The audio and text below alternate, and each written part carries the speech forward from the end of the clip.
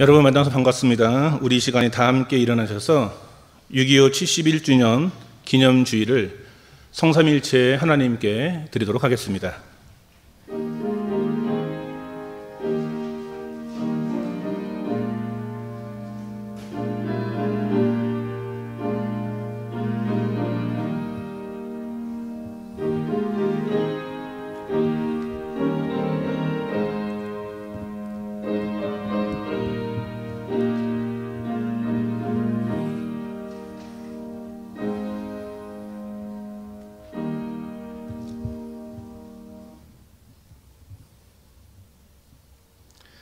말일에 여호와의 전에 사니 모든 산 꼭대기에 굳게 설 것이요 모든 작은 산 위에 뛰어나리니 만방이 그리로 모여 들 것이라.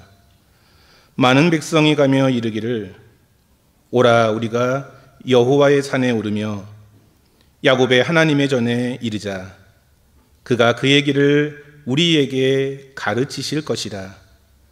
우리가 그 길로 행하리라 하리니 이는 율법이 시온에서부터 나올 것이요 여호와의 말씀이 예루살렘에서부터 나올 것임이니라.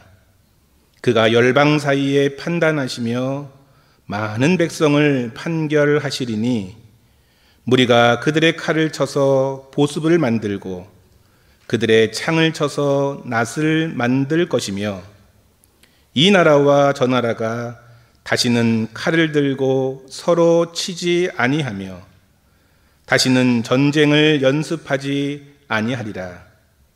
야곱 족속아 오라 우리가 여호와의 빛에 행하자. 아멘. 은혜와 사랑이 풍성하신 하나님 아버지, 지난 한 주간도 은혜 가운데 인도해 주시고 오늘 다시 예배의 자리로 불러주신 것을 진심으로 감사드립니다. 이제 오셔서 참회와 감사로 드리는 저희 예배를 받아주시고 우리 영혼의 소원을 만족하게 하옵소서. 특별히 오늘은 한국 현대사에서 가장 참혹했던 6.25를 기억하며 예배를 드립니다. 벌써 반세기를 넘어 71년의 세월이 흐르고 있습니다.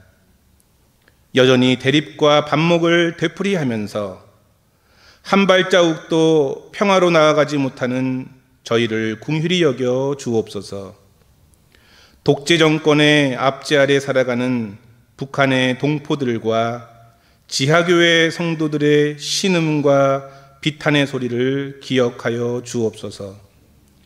칼을 쳐서 보습을 만들고 창을 쳐서 낫을 만드는 통일의 그날이 속히 오게 하옵소서. 예수 그리스도의 이름으로 기도드립니다. 아멘. 찬송가 9장 찬양하겠습니다.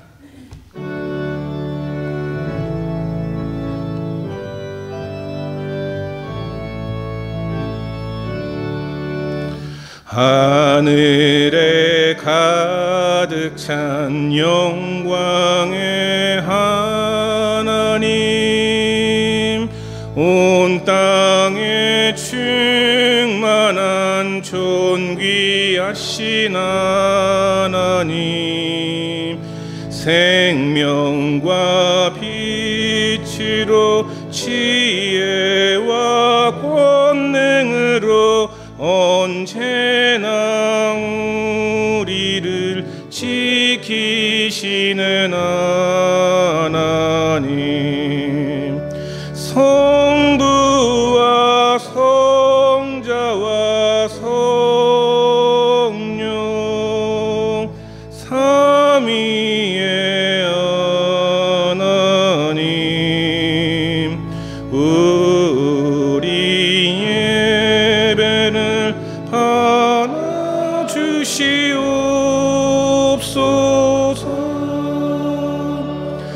사랑이 넘치는 자비하신 하나님, 은혜가 풍성한 구원의 하나님, 참회의 심령에 평안을 주시옵고 죄악과 어물을 용서하여 주소서. 찬송과 영광과 생명 구원의 하나님, 우리 예배를 받아 주시옵소서.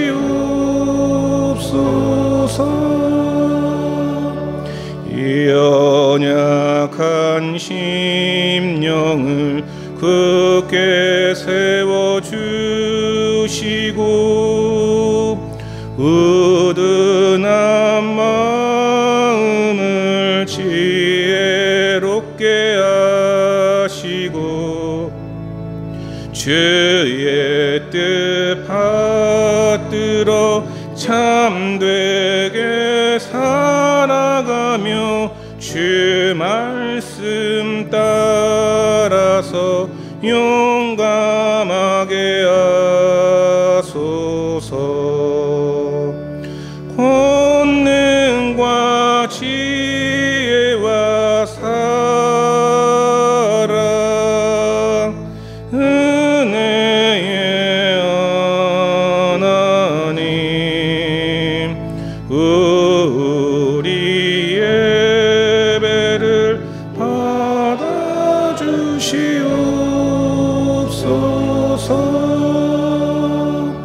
주 앞에 나올 때 우리 마음 기쁘고 그 말씀 임되어 새 희망이 솟는다.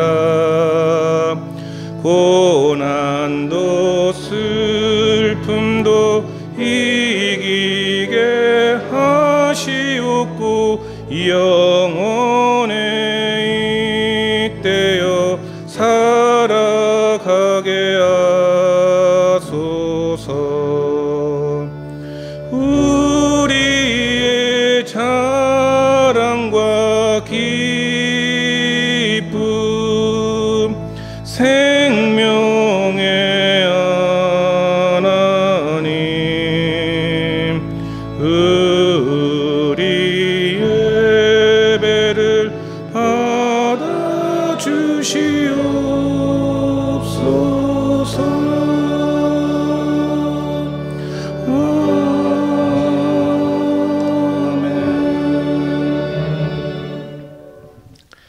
우리 이 시간 다 같이 침묵으로 참회의 기도를 드리도록 하겠습니다.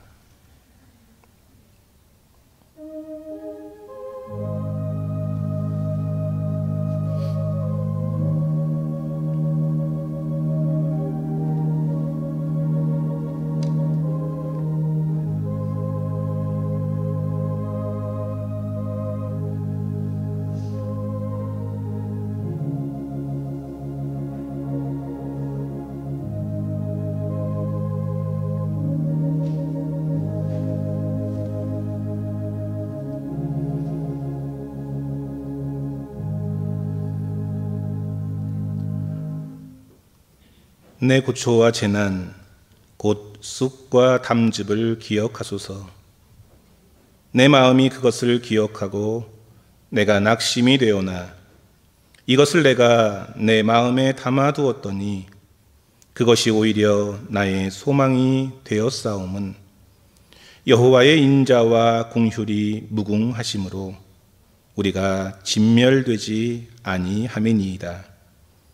이것들이 아침마다 새로우니 주의 성실하심이 크시도소이다. 아멘. 진심으로 참여하는 이들을 용서하시고 이전보다 더 큰 은혜를 베푸시고 그 인생을 더욱 새롭게 하시는 주님을 찬양합니다. 찬송가 1장으로 하나님께 찬양을 드리겠습니다.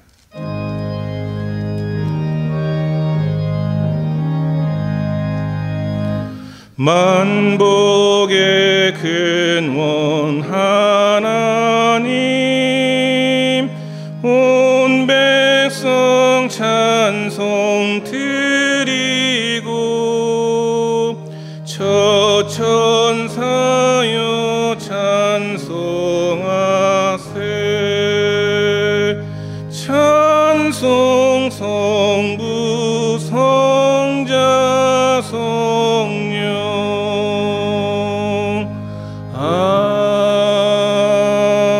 아멘. 성시교독은 81번 에베소서 4장입니다.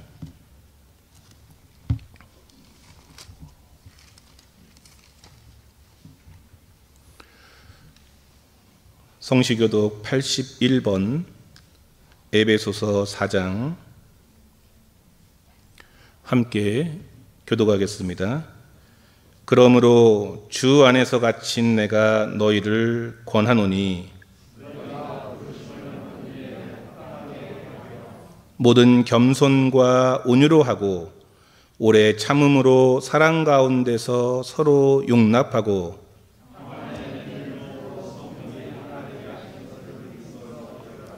몸이 하나요 성령도 한 분이시니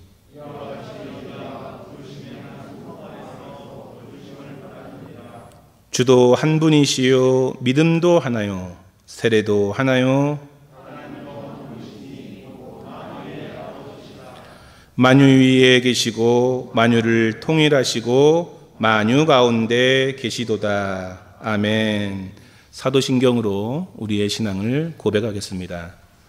나는 전능하신 아버지 하나님 천지의 창조주를 믿습니다. 나는 그의 유일하신 아들 우리 주 예수 그리스도를 믿습니다. 그는 성령으로 잉태되어 동정녀 마리아에게서 나시고 본디오 빌라도에게 고난을 받아 십자가에 못 박혀 죽으시고 장사된 지 사흘 만에 죽은 자 가운데서 다시 살아나셨으며 하늘에 오르시어 전능하신 아버지 하나님 우편에 앉아 계시다가 거기로부터 살아있는 자와 죽은 자를 심판하러 오십니다.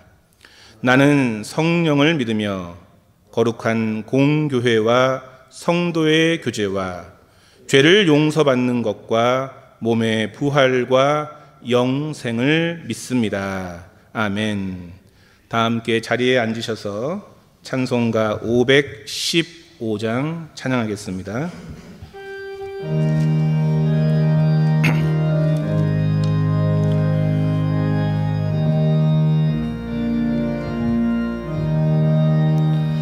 눈을 들어 하늘 보라.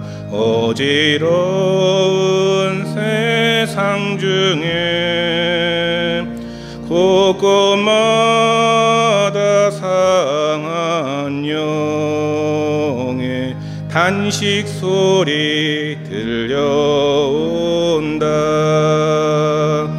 빛을 잃은 많은 사람 길을 잃고 헤매이며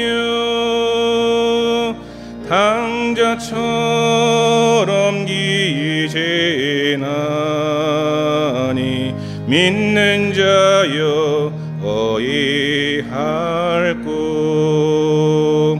눈을 들어 하늘 보라. 어두워진 세상 중에 외치는 자 많건 많은 생명수는 말랐어라. 죄를 대속하신 주님 선한 일꾼 찾으시나. 대답할래 어디 있나.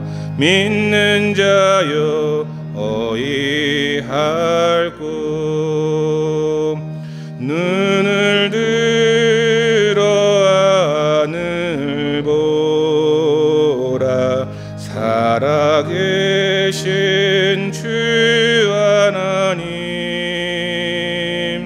약한 자를 부르시어 하늘 뜻을 전하셨다.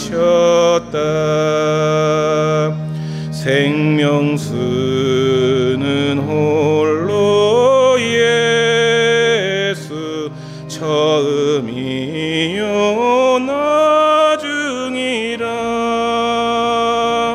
주님 너를 부르신다. 믿는 자여 어이할꼬. 눈을 들어 하늘 보라. 다시 사신 그리스도, 만 백성을 사랑하사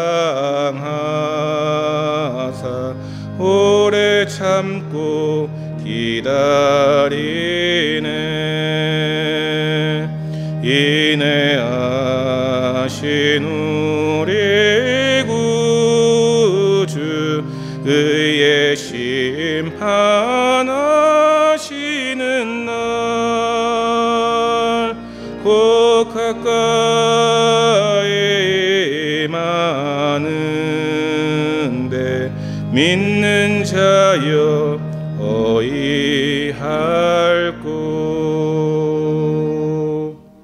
아멘. 우리 이종필 장로님 기도 인도해 주시겠습니다. 영광과 은혜가 풍성하신 아버지 하나님, 거룩한 주일 저희를 불러주셔서 예배 드릴 수 있게 해주심을 감사드립니다. 아버지 하나님, 저희들은 어리석고 무지하여서 주님의 말씀을 듣고도 그 말씀 가운데 살지 못하였고, 주님의 사랑을 받고도 그 사랑을 나누지 못하고 살지 못한 것을 용서하여 주시옵소서. 주님의 십자가 보혈로 우리의 모든 죄와 허물을 사하여 주신 주님이시지만, 우리의 믿음과 행동은 아직도 무늬만 하나님의 자녀인 것으로 사는 건 아닌지 돌아보게 하옵소서. 아버지 하나님, 금년은 우리 활빈교회가 창립된 지 50주년이 되는 해입니다. 다시 한번 우리 교회의 정체성과 역사성을 생각하게 하시고 꿈과 비전을 향해 나아가는 해로 새 출발하게 하시옵소서. 아버지 하나님, 내일 일을 위하여 염려하지 말라. 내일 일은 내일이 염려할 것이요 한날의 괴로움은 그날로 족하니라는 말씀을 깊이 묵상하는 우리 성도님들이 되기를 원합니다. 말씀 전하는 목사님 영육간에 강건하게 하시고 은혜가 충만한 시간이 되기를 원합니다. 예배의 시종을 아버지 하나님께 의탁드리오며 예수님의 이름으로 기도드리옵나이다. 아멘.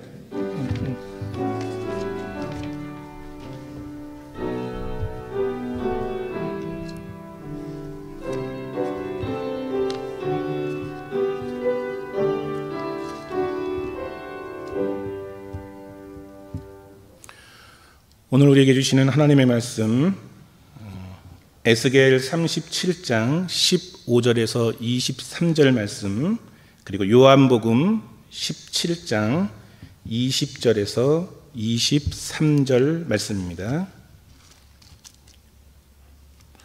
먼저 구약성경 에스겔 37장 15절에서 23절 말씀, 구약성경 1210페이지 에스겔 37장 15절에서 23절 말씀,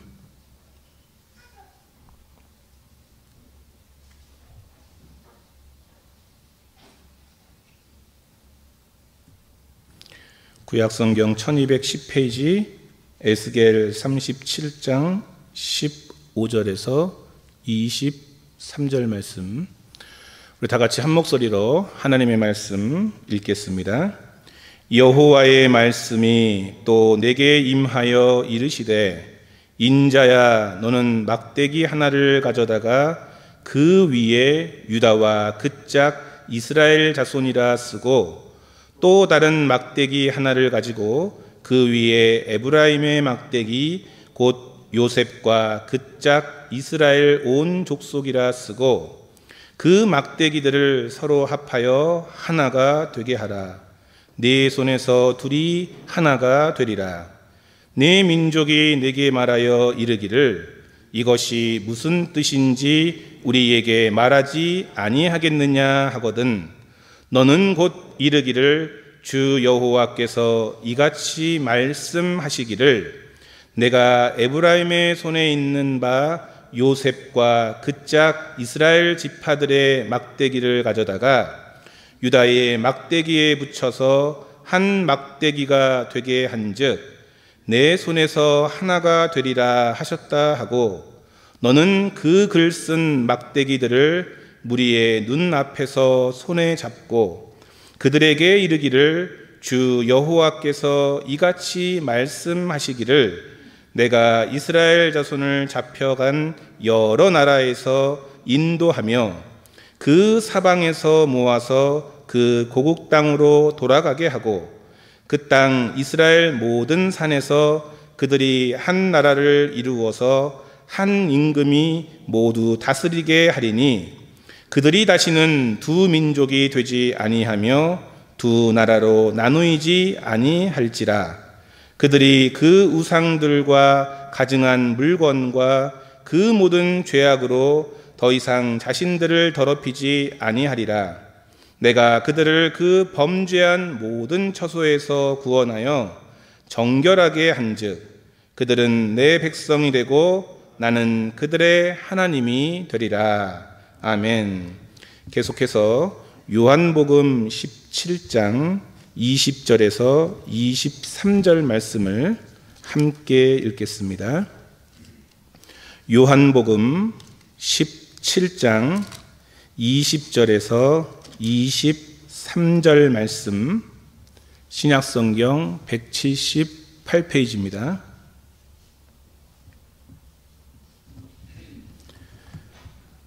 우리 다 같이 함께 하나님의 말씀 읽겠습니다. 내가 비옵는 것은 이 사람들만 위함이 아니요 또 그들의 말로 말미암아 나를 믿는 사람들도 위함이니 아버지여 아버지께서 내 안에 내가 아버지 안에 있는 것 같이 그들도 다 하나가 되어 우리 안에 있게 하사 세상으로 아버지께서 나를 보내신 것을 믿게 하옵소서. 내게 주신 영광을 내가 그들에게 주었사오니 이는 우리가 하나가 된 것 같이 그들도 하나가 되게 하려 함이니이다.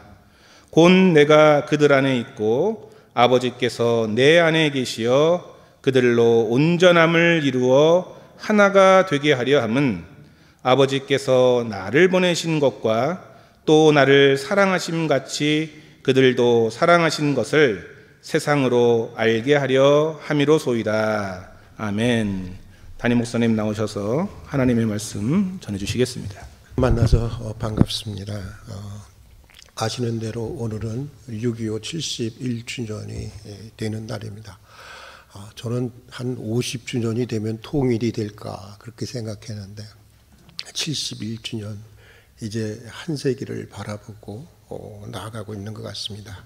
2차 대전 때 나치에 의해서 살해된 600만 명의 그 유태인을 기억하면서 세워진 이스라엘의 야드바셈이라고 하는 박물관이 있는데 그 박물관 정문에는 이런 그 문구가 써 있다고 합니다. 영어로 얘기하면 Forgive but never forget.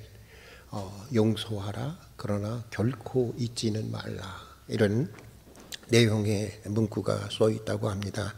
잊어버리면 참혹한 이 역사는 언제나 되풀이 될 수 있기 때문이라고 하는 것인데 아마도 우리가 6.25를 이렇게 계속해서 그 참담한 그 비극을 계속해서 기억하는 이유는 여기에 있는 것이 아닐까 합니다. 6.25 발생에 대한 해석은 사실 학자들마다 다양합니다. 전쟁의 가장 큰 책임은 누구보다도 김일성에게 있다고 하는 것을 인정하면서도 어떤 사람들은 6.25를 해방 이후 한국교회의 분열에 대한 하나님의 심판이었다고 해석하시는 그런 신학자들도 상당히 있습니다. 또 어떤 사람들은 우리 사회의 이념적인 분열과 사회적인 양극화와 모순이 불러온 인간적인 재앙이었다고 해석하는 사람들도 있습니다. 그런가 하면 미국과 소련이 주도하던 냉전적 국제 질서의 희생양이라고 보기도 합니다. 어떤 나라이든 당시에는 그런 전쟁이 일어나야 했었는데 그 중에 우리 민족이 그 고통을 대신 치렀다고 하는 것입니다. 모든 해석들이 나름대로 저는 6.25에 대한 진실과 교훈을 담고 있다고 생각합니다. 그런데 이러한 다양한 해석보다 6.25가 우리에게 주어지는 매우 단순하지만 가장 중요한 소중한 역사적인 교훈과 진실이 있습니다. 그것은 더 이상 전쟁은 안 된다고 하는 것입니다. 이제 다시는 동족 간에 피를 흘려서는 안 된다고 하는 것입니다. 6.25 때마다 저는 저희 외조부께서 돌아가셨던 6.25 때 빨치산들에 의해서 갈갈이 찢어져서 그 총알이 아깝다고 해갖고 이 막대기에다가 거기다가 이 긴 못을 받아서 이 가족들을 보는 앞에서 이렇게 다 찢어서 죽였다고 하더라고요.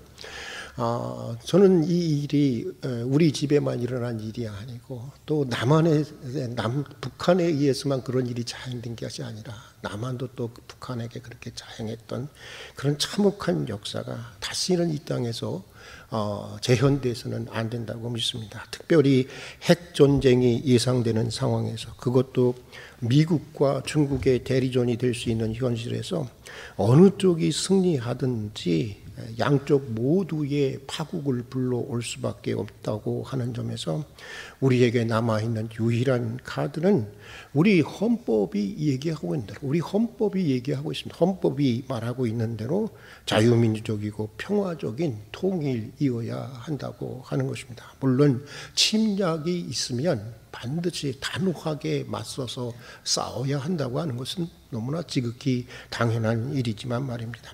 1930년대 스페인 내전을 배경으로 쓴 누구를 위하여 종을 울리나라고 하는 소설이 있습니다. 그 전쟁에 직접 참여했던 해밍웨이가 쓴 그런 소설입니다. 소설 속 주인공 미국인 교수 로베르토는 독재와 싸우는 스페인 반군에 참여하게 됩니다. 그리고 그곳에서 마리아라는 여인과 뜨거운 사랑을 나누게 됩니다. 그들은 오래오래 참 사랑하며 행복하게 살고 싶었습니다. 그러나 많은 사람들의 목숨을 앗아간 전쟁은 마침내 마리아의 애인 노베르티의 목숨도 앗아갑니다. 이윽고 전쟁이 끝나고 마을에는 평화의 종소리가 울려 퍼졌습니다. 그러나 이미 사랑하는 이를 잃은 마리아에게 그 종소리는 아무런 의미가 없었습니다. 그저 공허한 울림이었습니다. 그 전쟁에 직접 참전했던 해밍웨이가 이 소설을 통해서 주고자 하는 메시지는 그가 전쟁에 직접 참여했다고 하는 데서 더 큰 의미가 있는데 메시지는 아주 분명하고 선명합니다. 사랑하는 이를 잃고 나서 얻는 자유, 사랑하는 이를 잃고 나서 얻는 승리, 사랑하는 이를 잃고 나서 얻는 평화, 그것이 도대체 무슨 의미가 있느냐라고 하는 아주 중요한 반문입니다. 오늘 우리가 읽은 요한복음의 말씀도 그것을 말해주고 있습니다. 오늘 말씀은 예수께서 십자가에 달리시기 직전에 마지막으로 드린 신학적으로 매우 중요한 대제사장의 기도라고 하는 그런 기도의 내용입니다. 그런데 이 기도에는 왜 예수님이 오셨고 사셨고 또 무엇을 위해서 주고자 했는가라고 하는 것이 매우 잘 드러나 있습니다. 예수님은 여러분 왜 오셨고 왜 죽으셨고 왜 살으셨고 왜 죽으셔야 했던 것일까요? 예수님은 우리를 천당에만 가게 하려고 오셨고 사셨고 죽으신 것이 아닙니다. 그것보다 더 원대한 뜻이 있었다고 하는 것입니다. 예수님은 온 인류가 온 세상이 하나님 안에서 화목하고 참으로 하나 되게 하기 위해서 오셨고, 그것을 위해 살다가 또 그것을 위해서 죽으신 분이 바로 예수님이라고 하는 것이고, 그의 죽음의 가장 깊은 뜻이 바로 여기에 담겨 있다고 하는 것이 오늘 이 대제사장의 기도 가운데 나오고 있습니다. 그러므로 그리스도께서 하신 일을 이어가야 할 교회라고 하는 것은 그리스도의 그 사역을 계속 이어가야 한다는데 의미가 있는 것인데, 그런 교회는 온 인류를, 온 세상을 그리스도를 보내주신 하나님의 사랑에서 어떻게든지 화목해 하고 어떻게든지 하나 되게 해야 할 사명을 가지고 있는 것입니다. 이것이 교회가 해야 할 가장 우선적인 복음의 과제인 것이고 또 선교의 과제인 것입니다. 우리의 통일도 그 한 부분에 속하는 것입니다. 여러분, 평화적인 통일이라고 하는 것은 단순히 우리 민족에게 주어진 역사적이고 정치적이고 민족적인 과제라고 생각하시는 분들이 많은데, 여러분 그렇지 않습니다.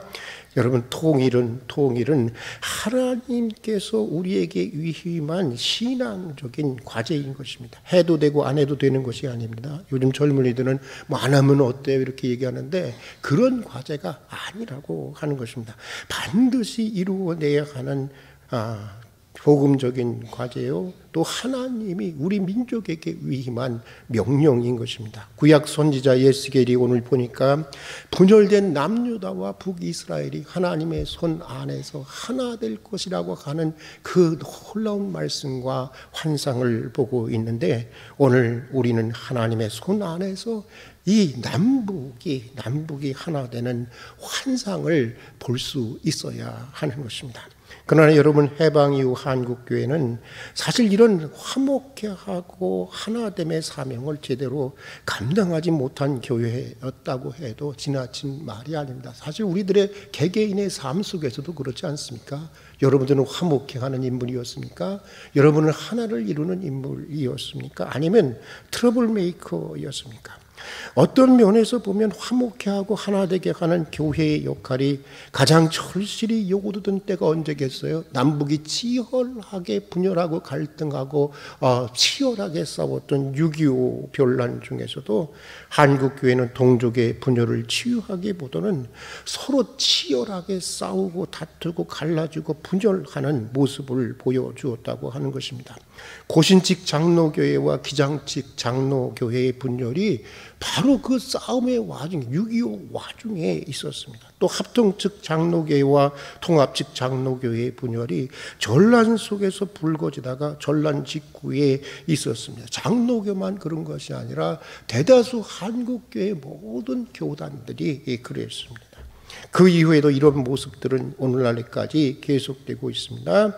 교회가 얼마나 분열을 거듭했으면 현재 장로교회만 하더라도 130여 개의 교단이 되고, 그러니까 어떤 장로교가 있는지도 모르겠어요. 여러분, 장로교회에서 다 똑같은 장로교가 아닙니다. 130여 개의 교단이 있고 전체적으로 한국에 450여 개의 개신교 교파들이 있다고 하는 것입니다. 분열의 이유가 여러 가지 있지만 대부분의, 가장 궁극적인 분열의 이유는 사실 교권과 자기 이속을 챙기기 위한 것이라고 하는 것이 학계의 정설입니다. 1958년 함석헌 선생님은 아주 유명한 책을 씁니다. 생각하는 백성이라야 산다라고 하는 책을 썼습니다.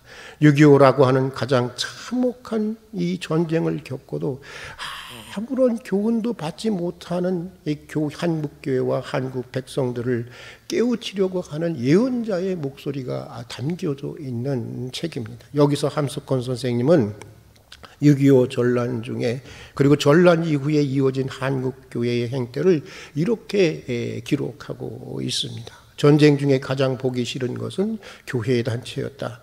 피난을 가면 자기 교회만 가려고 했고, 교회마다 구호물자가 나오면 서로도 가지려고 싸우고, 구호물자를 미끼로 자기들 교회 교세를 늘리려고만 했다.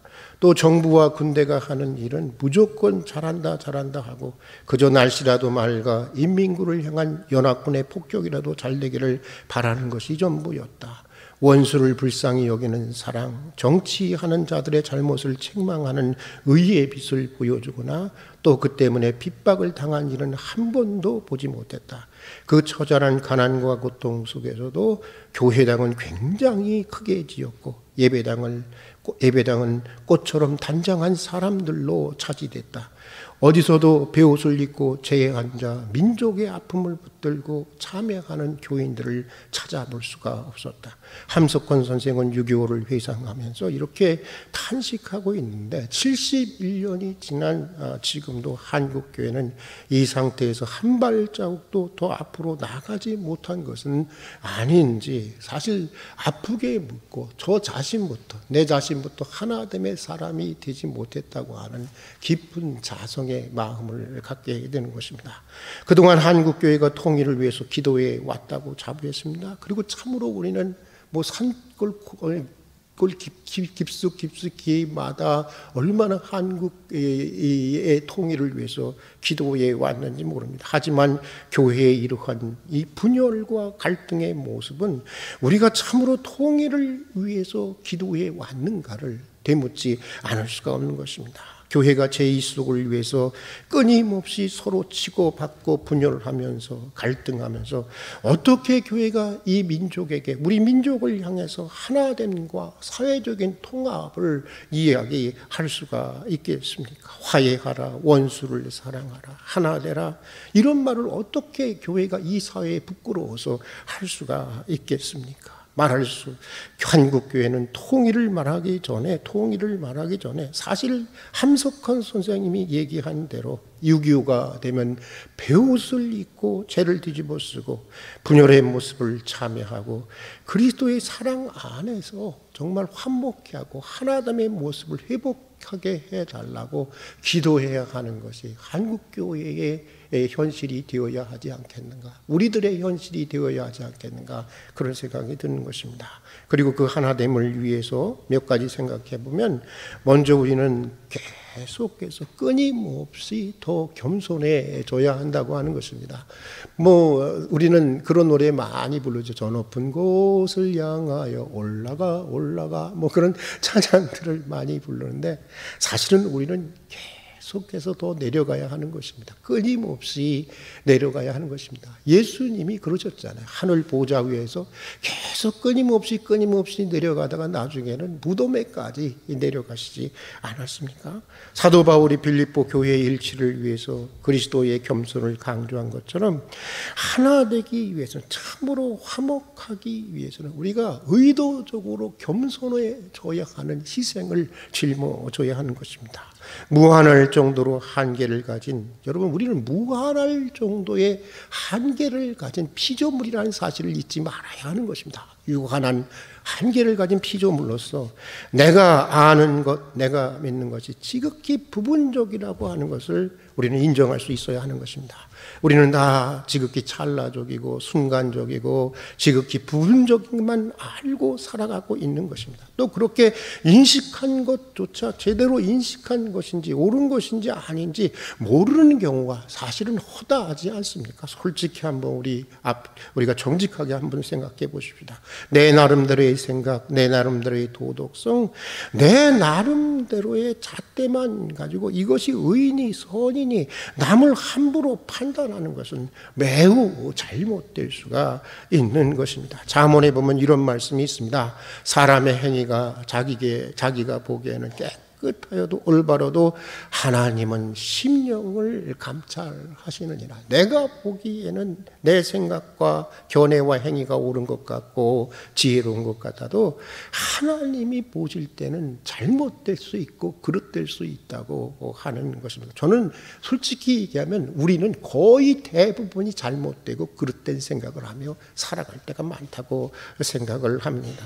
사실 우리는 항상 신중한 태도로 주님께 겸허히 물어야 하는 것이고, 무엇보다 하나님의 말씀인 성경에 비추어서 정말 신중하게 또 신중하게 판단해야 하는 것입니다. 또 우리 사회를 오늘날 가장 분열시키고 있는 이념의 문제도 그렇습니다. 저는 솔직히 이 말을 해야 될까 말까 하다가 전 하나님의 말씀이니까 가감없이 선포해야 된다고 하는 생각이 들었습니다.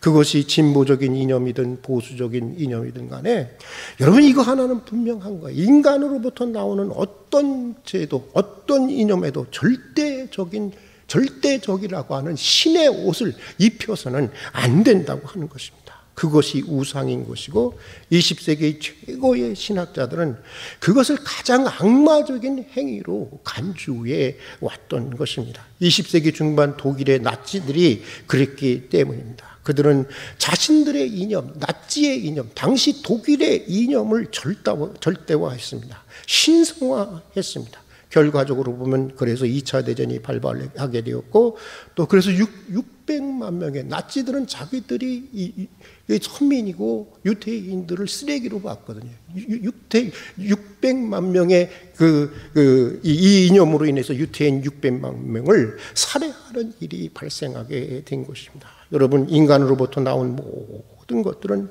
다 유한한 한계가 있다고 하는 것, 이것을 잊지 말아야 하는 것입니다. 하나님이 보시기에는 다 부족한 것들이고 다 계속적으로 개혁되고 변화되어야 할 것들인 것입니다.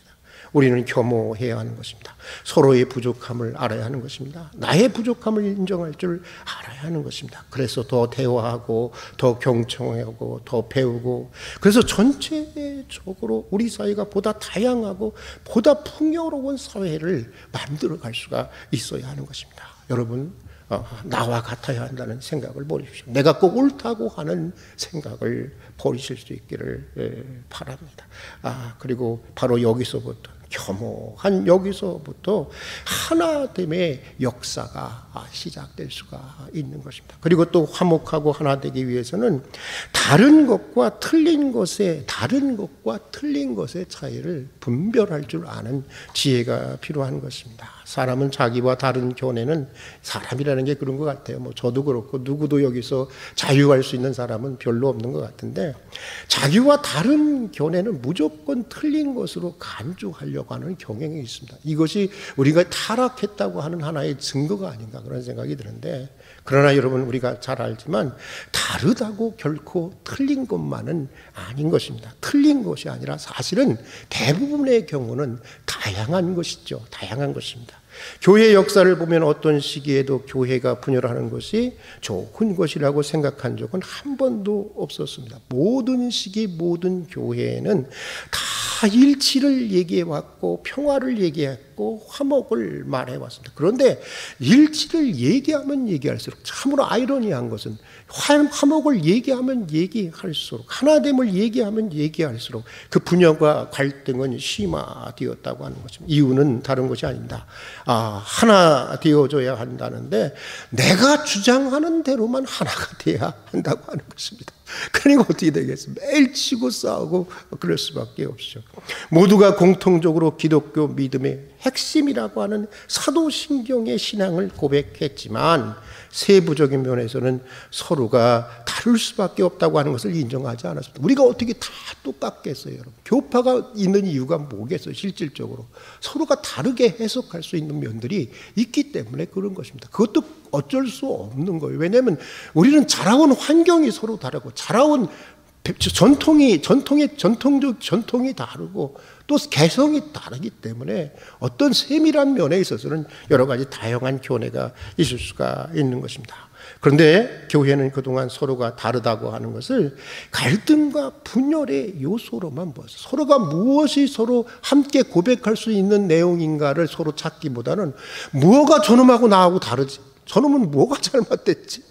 그런 시각으로만 보았던. 그래서 옳고 그름의 문제가 아님에도 불구하고 여러분 교회는 갈라지고 다투고 심지어는 여러분 전쟁까지 하면서 수많은 목숨을 앗아갔던 것입니다. 사실 18세기에 와서 많은 서구의 지성인들이 교회로부터 벗어나려고 했던, 신앙으로부터 떠났던 이유는 어떻게 사람을 살린다고 하는 교회가, 사람을 살린다고 하는 기독교가 오히려 그것 때문에 사람을 죽이는가, 그렇게 많은 사륙하는가, 이 문제 때문에 많은 지성인들이 교회를 떠났던 것도 사실입니다. 근대 러시아 정교회에서는 여러분 참 웃기는 일이지만 제가 한번 소개한 적이 있을 거예요.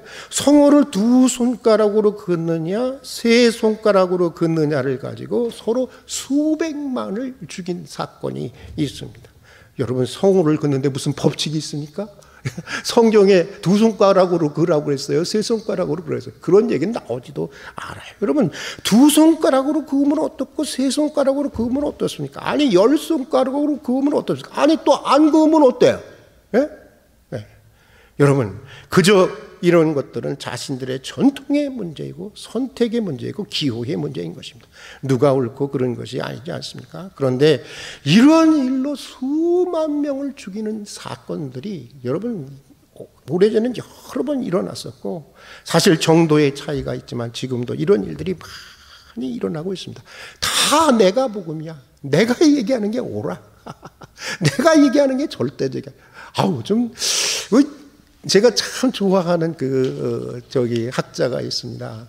2차 대전 때 그 순교자였죠. 본헤포라고 하는 그 순교자가 있는데 독일의 나치에 대항하다가 이렇게 순교하신 분인데, 그분이 어느 날 그 감옥에서 자기 제자에게 이런 편지를 써서 보냅니다. 이게 자기 그 학자인데 그 학자인 제자에게 이런 편지를 보냅니다. 제가 마음속에 꼭 명심하고 살려고 노력하는 그런 말인데, 확신한다고 하는 것은 좋은 것이다. 그러나 내 확신을 과장하지 말아라. 그런 얘기를 써서 보내. 그런데 우리는 확신의 단계까지는 좋은데 지나치게 자기의 생각, 자기의 견해, 자기의 믿음을, 자기의 경험을 여러분 과장하는 경우가 굉장히 많고, 이것이 결국 우리에게 불화를 가져오고 갈등을 가져오고 서로의 싸움을 가져오는 것이 아닌가, 그런 생각이 듭니다. 여러분 성경에 보면 관용하라는 말이 있어요. 사실 민주사회에 있어서 가장 중요한 가치가 뭐냐면 톨러랑스, 다시 말해서 관용인 것이다. 성경도 관용하라 하시잖아요. 넓은 사실 다르다고 하는 것은 갈등의 요소만 되는 것은 아닙니다. 넓은 마음으로 보면 서로 우리가 다르다고 하는 것은 서로가 내가 보지 못하는 부분을 저 사람이 볼 수가 있는 것이고, 저 사람이 볼 수가 없는 것은 내가 볼 수 있다고 하는 건 아니겠어요? 그래서 서로가 서로를 부족함을 보완해 줄 수 있는 것이 되고 서로를 교정해 주고, 그래서 더 풍요로운 인생의 이해의 지평을 열어주는 것이 될 수가 있는 것입니다. 우리가 다양성이 주는 유익을 알아야 되고, 넓은 마음으로, 될 수 있으면 넓은 마음으로 다른 사람들의 이야기를 경청하고 경험을 경청하고, 그러면서 오히려 나를 좀 더 풍요롭게 할 수 있는 그런 지혜로운 믿음의 사람이 될 수 있기를 주의 이름으로 축복합니다. 자, 그리고 또 여러분, 우리가 서로에게 하나 되기 위해서는 우리가 서로에게 어떤 사람인지를 깊이 생각해야 하고, 이것은 가장 근원적인 문제인데, 여러분 우리가 서로에게 누구입니까? 옆에 사람 한번 이렇게 한번 보실래요? 옆에 사람 한번 보세요. 그분이 여러분에게 누구입니까? 누구입니까? 알고 지내는 사이입니까? 대부분은 솔직히 우리가 그래요. 교회를 다닌다고 하지만 그냥 알고 지내는 사이로 지내는 경우가 많이 있는 것 같습니다. 그렇게 생각하는 경우가 많이 있는 것 같습니다. 그러나 여러분, 그렇지 않습니다. 우리는 한 하나님으로부터 나왔고 예수님의 살을 나눈 형제요, 자매요, 또 그리스도의 피를 나눈 한 가족인 것입니다. 우리가 이것을 잊지 말아야 하는 것입니다. 여러분, 가족이라고 하는 것은 어떤 관계인지 아세요? 가족이 뭐겠어요? 한번 좀 더 생각해보면 그것은 운명적인 관계인 것입니다. 운명적인 관계인 것입니다.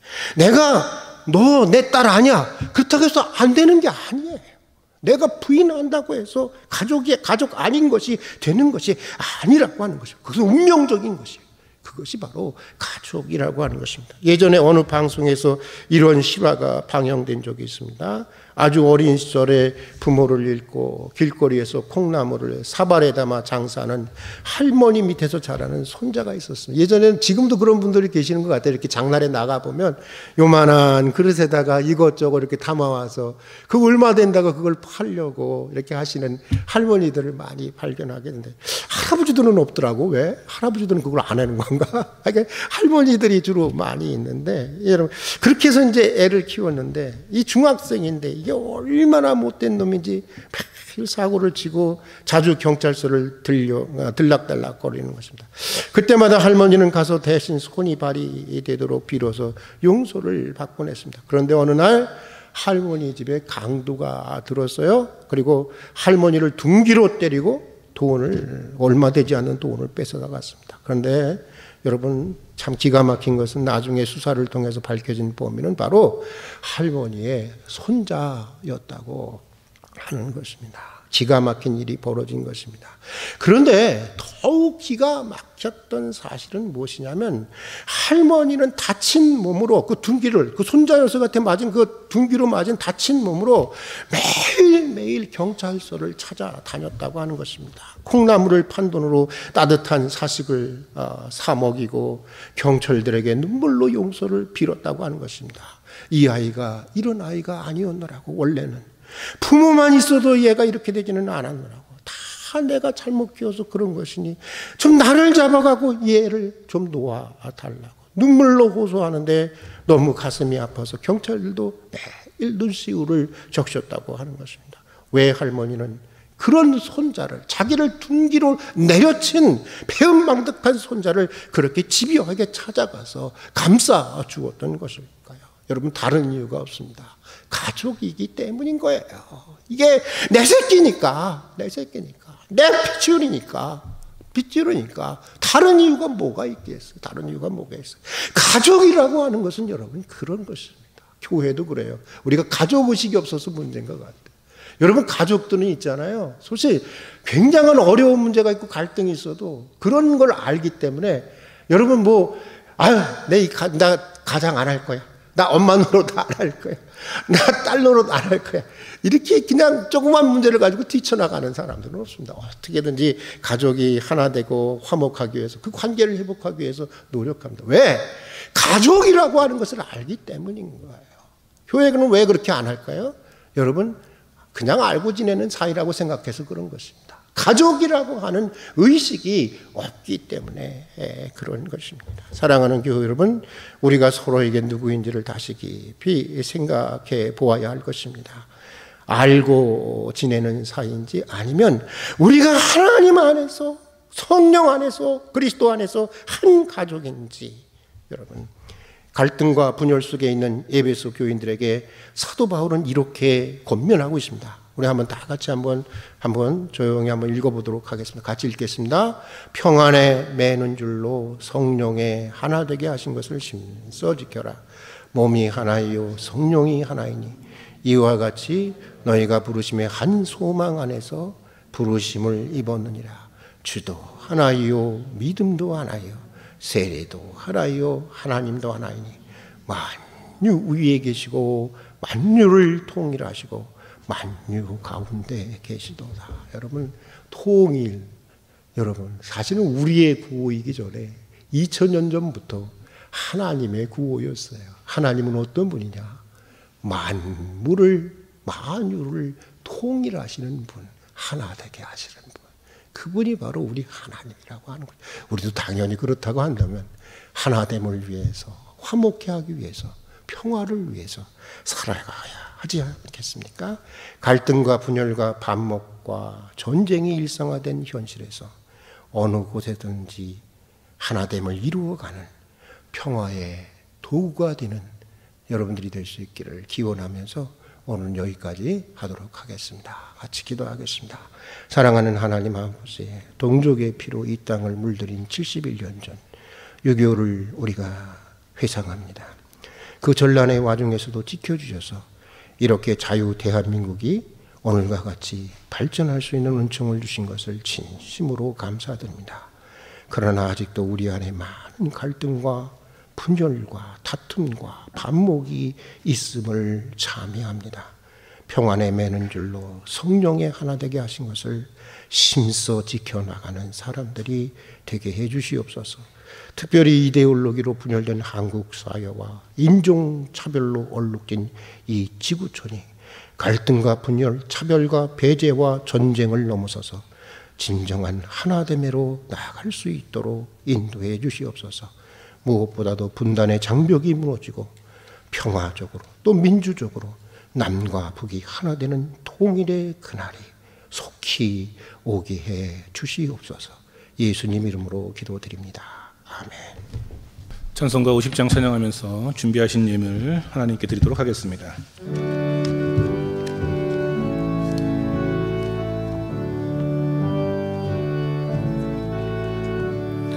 내게 있는 모든 것을 아낌없이 드리네. 사랑하고 의지하며 주만 따라 살리라. 주께 드리네.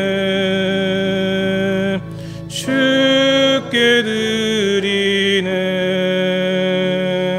사랑하는 구주 앞에 모두 드리네. 내게 있는 모든 것을 겸손하게 드리네.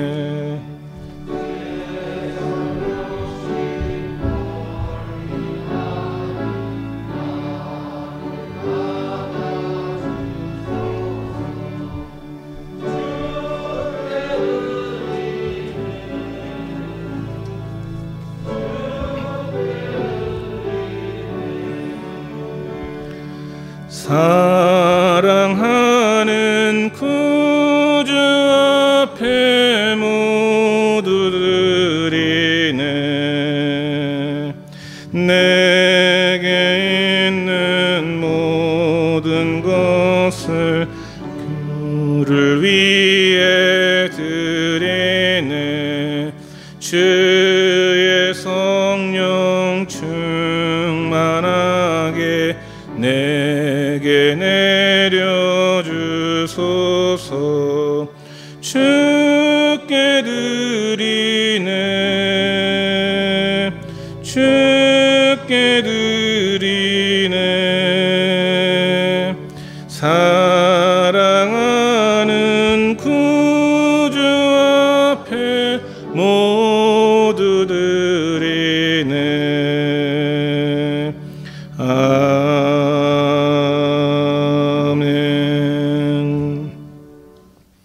은혜와 사랑이 풍성하신 하나님 아버지, 오늘도 베풀어 주신 크신 은혜를 기억하며 감사로 예물을 드립니다. 우리에게 있는 모든 것들이 주님께로부터 왔고 또 모든 것이 주님의 선한 뜻을 위해 쓰여져 하는 것을 고백하는 믿음으로 예물을 드립니다. 11조와 감사헌금, 선교와 구제, 여러 헌금을 기뻐 받아주시고 예물과 더불어 성도들의 땀과 수고와 눈물의 소원도 받아주셔서 성도들의 인생과 가정을 복되고 아름답게 해 주옵소서.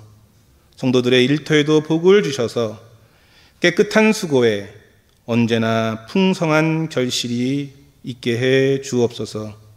오늘도 고난 가운데 있는 성도들을 기억해 주시고 그 아픔의 자리가 기도의 자리가 되게 하시고 눈물의 자리가 치유하고 회복하는 하나님의 놀라운 능력을 경험하는 은총의 자리가 되게 해 주옵소서. 모든 성도들에게 영혼이 잘되고 강건하며 범사에 형통한 은혜를 내려 주옵소서. 예수 그리스도의 이름으로 기도드립니다. 아멘. 활빈가족 소식란을 보도록 하겠습니다. 새가족 등록 안내, 그리고 지금 성령 강림 절기를 보내고 있습니다. 우리 소식란을 참조해 주시고요. 오늘은 특별히 우리 6.25 71주년 기념주일을 드리고 있습니다. 동족 상잔의 비극을 우리가 애통하는 마음으로 우리가 6월을 보냈으면 좋겠습니다. 그리고 예배민 모임 안내 여러분들 계속해서 살펴주시고, 2주 후 우리 7월 4일 주일 오전 2부 예배 후에 우리 본당에서 재직회가 있습니다. 재직되시는 분들은 모두 참석해 주시기 바랍니다. 그리고 교우 소식, 우리 또 선교 후원 어린이집과 두레잔 중고등학교 양로원 설립과 동산 비전을 위해서 기도해 주시고, 6월의 중보기도 제목 여러분들 참조해 주시고, 오늘 또 특별히 또 우리 고금자 권사님, 이원식 집사님께서 또 우리 식당을 개업하셔서 여러분들에게 떡을 제공해 주십니다. 나가시면서 여러분들 이렇게 받아가시고요. 그리고 우리 김현수 집사님, 이복희 권사님, 우리 김현수 집사님 아버님께서 어제 별세하셨습니다. 그래서 오늘 2부 예배 후에 교회에서 출발하려고 합니다. 장소는 시화 장례식장입니다. 여러분들 함께 동참해 주셔서 아픔을 서로 위로하고 나눌 수 있는 우리 모두가 되었으면 좋겠습니다. 이제 시간 다시 같이 일어나셔서 찬송가 582장 찬양하신 후에 담임 목사님 축도로 주일 오전 예배를 마치도록 하겠습니다.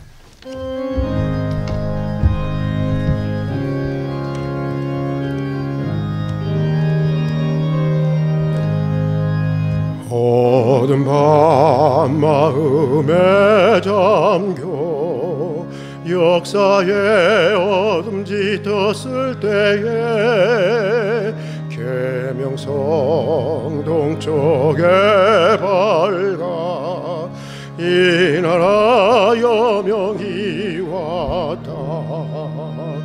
고요한 아침에 나라 이 속에 새롭다.